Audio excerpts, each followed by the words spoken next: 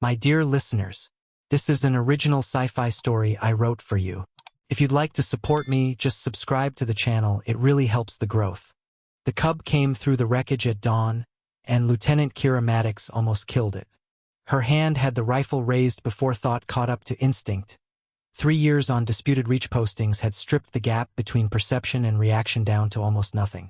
She tracked the movement in the gray half-light, finger indexed alongside the trigger guard, and she was a quarter second from acquiring a proper sight picture when her brain finally finished processing the shape of the thing stumbling toward her.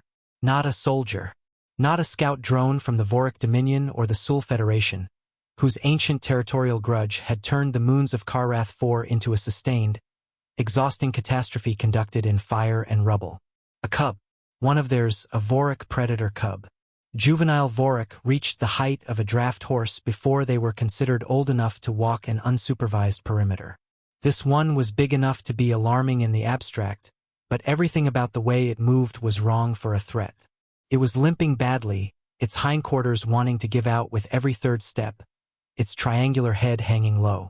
The bioluminescent tracery that ran beneath the scales of mature Voric, readable for those trained to read it like a second language written in light, was doing something Kira had never seen before, cycling through patterns too fast to parse.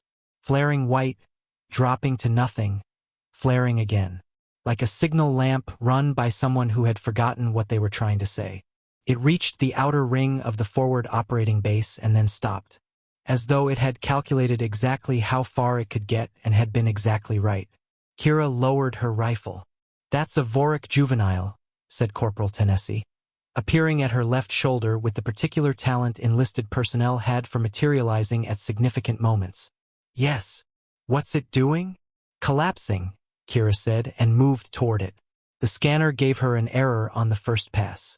Not an invalid reading, an actual hardware error, the kind the software returned when it decided the number it was seeing was too unreasonable to display. She knew, from the xenobiology reading she made her business to do before every posting, that this translated in Voric physiology to a core temperature that would have, in a human patient, caused permanent neurological damage sometime the previous afternoon.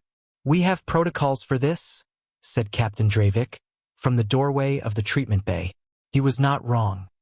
He was a man who had organized his professional life around the correct observation that protocols existed because people had suffered to learn the lessons encoded in them, and had perhaps overcorrected into assuming the lessons were the only thing worth knowing. Non-combatant alien minor, contested zone, Voric affiliation. We log it, we hold it, we contact species-appropriate authority for transfer. Species-appropriate authority is the Voric clan outpost at Station Grelvo. Correct. That's 4 days away, Captain. Dravik was quiet. "It won't make 2, Kira said. She had not looked away from the cub. It was lying on the treatment mat. Too large for the mat, its legs folded wrong, its great head resting on the bare floor beside it because there was nothing else to rest it on. This tracery light had slowed. That was the part that worried her most. The frantic cycling had been alarming. This was worse. It was going dim. "I am going to treat this patient. I am noting, for the log, that you observed my intention and did not countermand it. Sir." The silence stretched. "Noted," Dravik said and left the doorway. She found the wound at the 90-minute mark, tucked under the inner surface of the rear left limb where the scale plating was still the pale, translucent soft of the not quite grown. Shrapnel. Small piece, almost certainly from the ongoing artillery exchange 3 kilometers east. The wound itself was minor. Voric juveniles healed with an aggression that still struck Kira as slightly excessive, biologically speaking. Under normal circumstances, the body would have closed it in hours. Whatever had contaminated the shrapnel had gotten past those defenses instead. Voric immune response was overwhelming by design. When it worked very fast. When something slipped through, the system escalated trying to compensate, and the escalation itself became the problem. The cub's fever was not fighting the infection anymore. It was fighting everything, including the cub. Kira's kit was calibrated for human physiology. Every antibiotic and antimicrobial agent she had was designed around human cellular architecture. Cross-species pharmacology was the kind of thing medical officers on contested postings were supposed to leave to specialists with laboratory access, And Kira was not in a place that had specialists or laboratories. She read her documentation twice. She ran the calculation 3 times. She administered 40% of the dose she would have given a human patient of comparative body mass, which was still an enormous amount of antibiotic because the comparative body mass was enormous. Then she sat down and prepared to watch. The hardest part was that the cub was conscious enough to know something was wrong. Not with the infection, it couldn't know that. Wrong with its situation. Wrong with the space it was in. Wrong with the creature sitting beside it. Wrong with the stillness being asked of it when every instinct it had was cycling through the same answer. Move, get out, find something familiar. The first time it tried to rise, Kira was ready. She put both palms flat against the muscled curve of its shoulder. She could feel the heat radiating off it like a furnace door, and said, in the same tone she used for everything that needed to stay calm, "No, down, stay." It did not understand the words. It understood the hands. She felt the shift of weight as it prepared to stand anyway, the coiling of something that could have thrown her across the room as an incidental side effect of merely getting up, and then the weight settled back. The cub went down. She did not move her hands. She talked. She had learned, in her years of this work, that the content mattered less than the delivery, that sound in a consistent register communicated something older and simpler than language, something that existed in the nervous systems of things that had grown up being held. She talked about her grandmother's house in the Cascades, about the particular smell of wood smoke in autumn, about a dog she'd had at 16 that had been, objectively, not a very bright animal, but had understood with great sophistication how to lie against someone who was sad. The cub's tracery light slowed from its agitated flicker. Its breathing, still labored, found a fractionally more even rhythm. It tried to rise 4 more times in the first 10 hours. Each time, Kira stopped it. Not by force. She held no illusions about what force was available to her against a juvenile Vorik with functional musculature, but by presence. Hands and voice. Consistent, calm, and immovable in a way that had nothing to do with physical mass. Each time, after a moment that measured itself in heartbeats, the cub went back down. By hour 11 it stopped trying. She allowed herself, at that point, a small piece of the relief she'd been keeping in reserve. The fever broke in the gray, early hours of the second day. Kira had been half asleep in the chair she'd dragged to the side of the mat, her head tipped back, scanner loose in one hand, when the change in breathing woke her. Not a worsening, a slowing. The difference between effort and rest. She was upright and scanning before she was fully conscious of being awake. The temperature was still high enough to warrant monitoring. But for the first time since the cub had walked through the perimeter wire, the number on the scanner's face was a number, not an error message. Kira sat back in the chair and let herself breathe for a long moment, feeling it move all the way through her. The cub's eyes opened. Vorik juveniles had 4, set in a wide arc that gave them nearly complete panoramic vision. An adaptation for a species that had evolved as apex predators on an open plains world.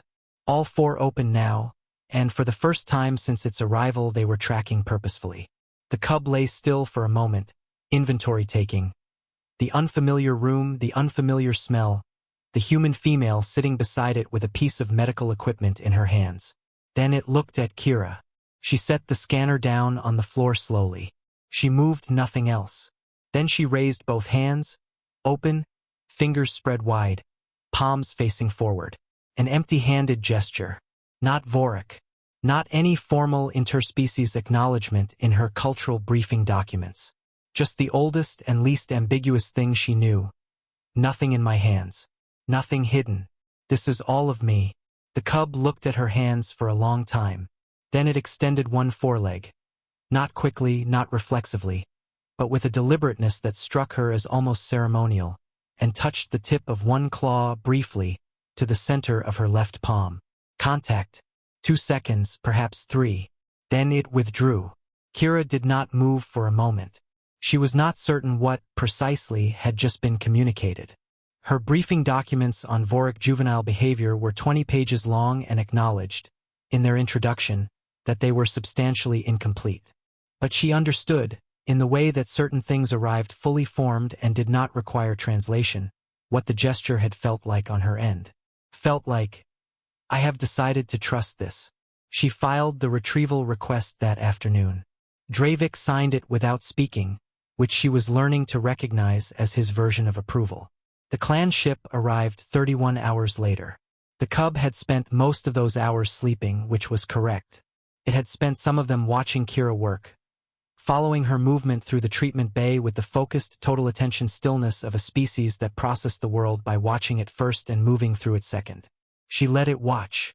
She narrated her procedures in a low, even voice, not for comprehension, but because the sound seemed to matter, and because she had long since stopped being self-conscious about talking to patients who could not talk back. When the Vorik delegation came through the bay door, for adults, enormous and armored, their tracery lights cycling in complex patterns that made every human in the room take an unconscious step toward the wall, the cub rose from the mat and crossed to them steadily. This gait had evened out. Its own tracery light was moving in a slow, deliberate pattern Kira had found in her documents during one of the second day's quieter hours. A formal expression, loosely translated, of return from difficulty, status restored. One adult circled the cub, examining it with the methodical care of long familiarity. Then it turned to Kira. She raised both hands. Open. The same as before. The adult looked at her for a long moment. This tracery light shifted through several configurations. Then it lowered its head, the whole massive, armored architecture of it, lowered toward the floor in a gesture that took 3 full seconds to complete and 3 more to reverse. Kira returned it. She had to lean substantially further forward to get the proportionate angle, which she suspected looked somewhat undignified, and did not care. She wrote her medical report that evening, at the small field desk in the corner of the treatment bay, with a cup of instant coffee that tasted like hot water's disappointed memory of coffee. Under species, she wrote, Vorik juvenile, clan affiliation unconfirmed. Under condition on arrival, she wrote, critical. Under condition at transfer, she wrote, stable, improving. Under outcome, she wrote, patient survived. She paused for a while at the notes field. Then she wrote, broad-spectrum antimicrobial intervention, reduced dosage, monitoring protocol. Patient displayed significant anxiety response during initial treatment hours, responded to consistent physical reassurance and vocal de-escalation. No aggressive incidents recorded. Patient demonstrated capacity for interspecies communication sufficient to convey condition status and apparent consent to continued treatment. She paused again. She added, standard protocols observed. Recommend updating xenobiology cross-reference materials for Vorik juvenile immune response. Existing documentation insufficient for field application. She closed the report and sat with her coffee, looking out the small scratched window above the desk. The eastern horizon, where the artillery exchanges had been writing their nightly arguments in fire for 2 years, was dark. Had been dark since yesterday morning. She didn't know what that meant yet. Peace, ceasefire, tactical repositioning, coincidence. She was a medic on a forward operating base in a contested zone, and the information that reached her arrived late and incomplete, and drawing conclusions from incomplete information was the kind of thing that got people hurt. But the horizon was dark. She finished her coffee and let herself notice that, just for tonight, without asking it to be anything more than what it was,